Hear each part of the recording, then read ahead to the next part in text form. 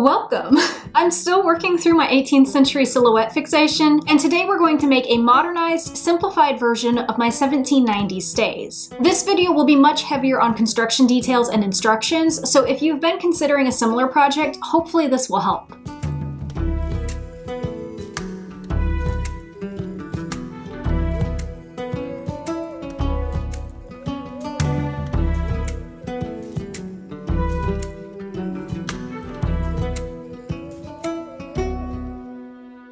To make the pattern, I'm simply going to combine the bottom half of my 1790s stays with the altered top half of my sports bra stays.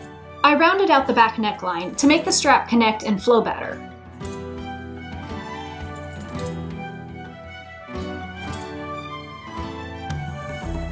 I also tried to reshape the tabs a bit, but I ended up completely redrawing the tabs once I had the boning channels in.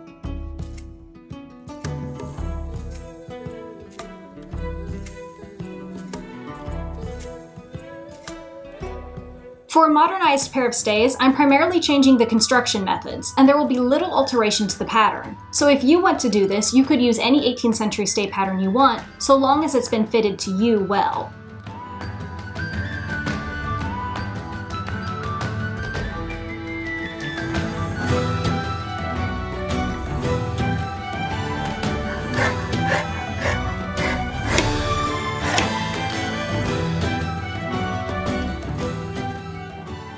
I'm attempting to make these stays from only 2 layers of fabric. The outer layer will be a medium weight natural linen, and I'm hoping the color will work under my clothes as a sort of nude bra alternative. For the lining, I'm using a slightly heavier white linen.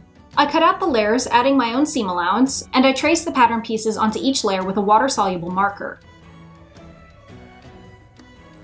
I did outline the side seams with a quick machine basting stitch so that I could see the markings from both sides of the fabric, but I ended up not needing that, and in fact they kind of got in the way and were a pain in the butt to rip out later. I also tried making the strap as one piece with the outer layer of linen, but I've since decided that that was not worth the effort or the fabric wastage.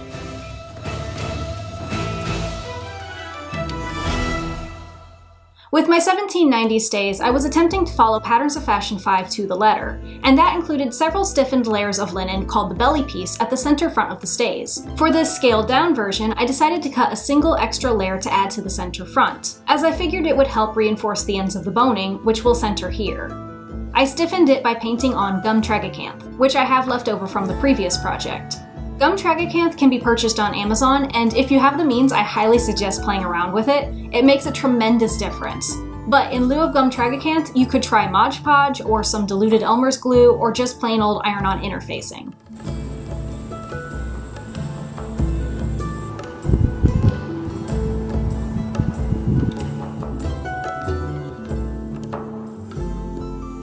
For these stays, I'm going to use a weird inverted seaming method. I like this method because the results look so clean and it's very strong, but it is kind of a pain and it makes later size adjustment almost impossible. But they don't need to be seamed this way, it's just what I felt like doing for this project. So with this method, believe it or not, the first thing I'm going to do is actually insert the zipper. To line up the pieces, I'm going to start with the reinforcement piece and line up the edge of the center front of the outer layer. I'm going to place my zipper facing in and line up the teeth with the seam marker.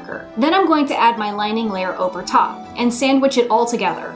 I started by hand basting it since there were so many shiftable layers. Then I machine stitched it, getting as close as I could to the zipper.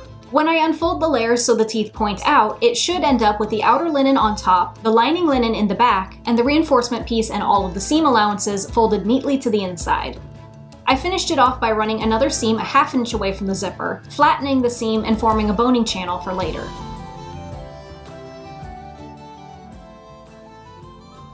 I'll sew the other seams using a similar inverting method. First, I'll line up and pin together the side seams from the previous piece. Then I'll take the front and back of the next side pieces and line them up over and under the panels, with all of the seam allowances together. I didn't always baste them first, but I wish I had. The seams I basted turned out nicer, especially along the waist curves. After stitching, I'll clip any curves that need clipped, then flip the new pieces into position. Iron them flat, pinning the new edges together, and sew a new boning channel alongside the finished seam. And you just keep repeating that until you get to the center back. In the center back, I pinned and basted together the fold line, basting in a strip of thick linen canvas, which will reinforce the eyelets. I also used this inversion to attach the straps in the front and back. The strap didn't meet in the back smoothly, so I used my marker to draw in a new curve.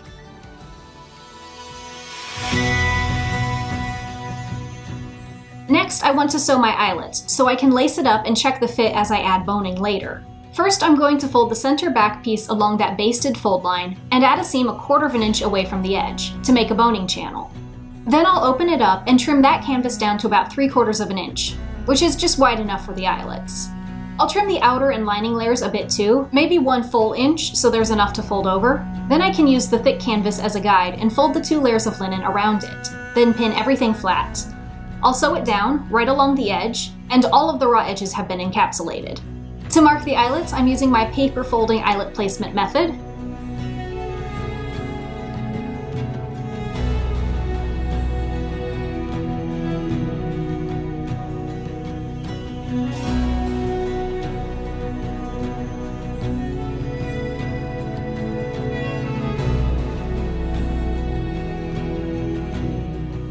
Then I'll be sewing the eyelets using a double strand of waxed linen thread.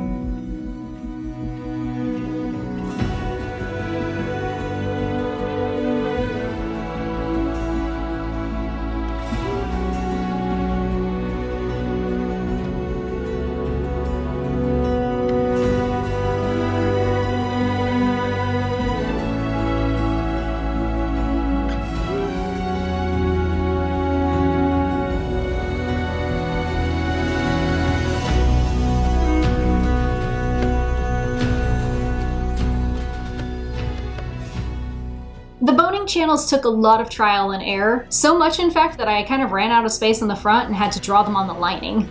I placed the front bones in that lovely starburst pattern, mostly because I like it, but also because it's a very practical pattern, since the bones will spread apart and be more lenient at the top and bust, but they will be close together and reinforce each other at the center and the stomach, where you want them to be very strong. Okay, so the boning is done in the front portion and all of the side seams and the back. However, I was contemplating whether or not I should add more boning in the side panels because I don't want it to be too stiff. I want it to be very comfortable and very practical to wear. However, even with as much boning as I put in this front panel, I can still bend it. It is not rock solid in the way that that one is. I think that if I add boning in the side panels up to even an inch apart, that's still not going to cause a problem.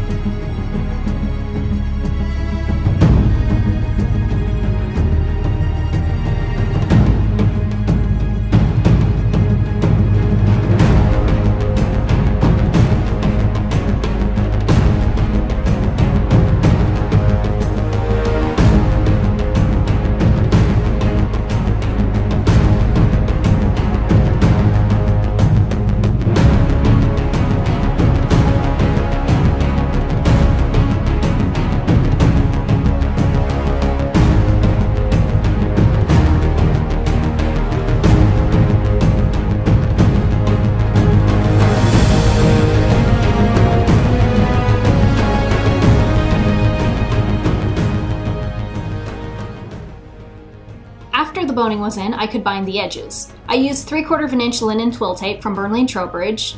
I machine stitched it to the outer layer, eyeballing about 1/4 of an inch away from the blue markings. Then I trimmed the excess fabric along all of the edges, folding down the twill tape and pinning it in place. I used a small whip stitch inside the stays to tack down the other edge of the twill tape.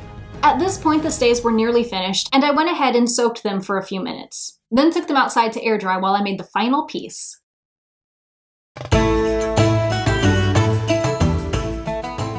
I've read before that some stays had crescent moon-shaped cups sewn to the inside, but I've never seen an extant pair with them, so I tend to forget that that exists. But when wearing the sports bra stays, I was struck by how convenient something like that would have been. So I decided to try cups out with this pair of stays. I drafted a pattern by tracing the underwire shape of a bra, and by filling out below that to make a crescent moon shape. I cut the pattern out of 4 layers of linen, 2 per side, then stitched them together, leaving a small opening. I clipped the edges and turned them right side out through this opening. For stuffing, I wanted to try shredding some scrap fabric like Bernadette did for her Victorian hip pad. It made for a very interesting stuffing, very dense and compact. I'm used to having to overstuff things with polyfill, but on these I had to take half of the stuffing out because they were too thick. I think they still ended up slightly too thick, but meh. As far as the pads go, they are perfect. I will never again make a pair of stays without them. They allow for much looser lacing at the bust, making it so much more comfortable for chest expansion. But they hold the bust in position even better than stays laced tightly without them. In the future, I'll play around with my pattern and improve it, but for daily wear stays, I think these cups are game changers.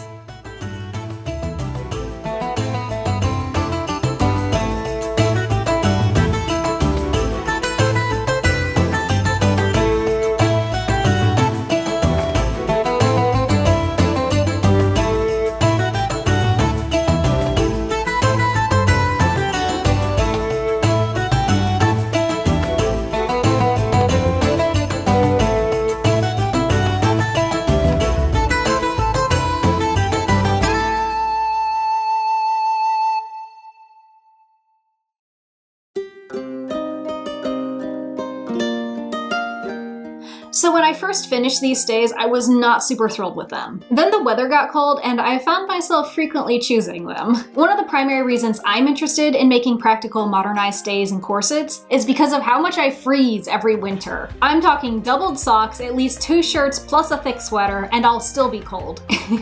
I frequently put leggings on underneath my blue jeans. But a while back, I watched a Townsend's historical dressing video, where they talked about how knitwear, sweaters, and cardigans became a regular part of women's wardrobes corresponding to the decline of corsetry in the 1910s. Because one of the very many practical functions of corsetry is insulating your core and preserving your internal body heat. Because for every comment talking about how hot all of those layers must have been, the winter version of myself is like, yes, dear God, give me the layers. And it's been getting just cold enough that I think this experiment is very, very near to paying off. So yes, overall, I love these stays. The zipper in particular, I was kind of uncertain about, but I found it possible to completely zip the stays without needing to adjust the back lacing at all, making them even quicker and easier than a bra to put on. And can I just say, tucked in shirts and blouses tend to look terrible on short-waisted people, but with stays to anchor the blouse, it is just so flattering. However, for the bad, there are some fit issues. In hindsight, these issues were present in my 1790 stays too, but I haven't worn them enough to get a consistent read of what exact areas aren't fitted right. With stays, if a person is complaining they can't breathe, it's not because the waist is too tight. It's because the bust is too tight. With these stays, I can tell they're just a little bit too restrictive. They're much more comfortable if I unzip them about halfway down, which tells me I need to add at least 1.5 inches to the bust width. However, when I unzip them, I get annoyed by the cold air seeping in. So toss up, would you rather breathe freely or be cold? So that's the biggest problem. The other issue is the lower back. I'm short-waisted, but I think I might not have shortened the waist enough. Either that or my waist is shorter in the back than it is in the front. I've noticed they become uncomfortable in the lower back area especially, and after trying on a mock-up of the pattern, I noticed how much the back wanted to wrinkle. It's almost a stretched feeling, pressuring my hips down and preventing my body from sitting how it wants to, which is more like this. So that's something to work on. But what all of this means is that these stays are successful enough to wear around, and I have been, but they are not quite it yet, which is why I've been experimenting with drafting my own pattern from scratch. But that experiment is still in progress. So see you next time. I hope you learned something, and I think for the next video we will be going over other modernized 18th century underpinnings, including shift combinations.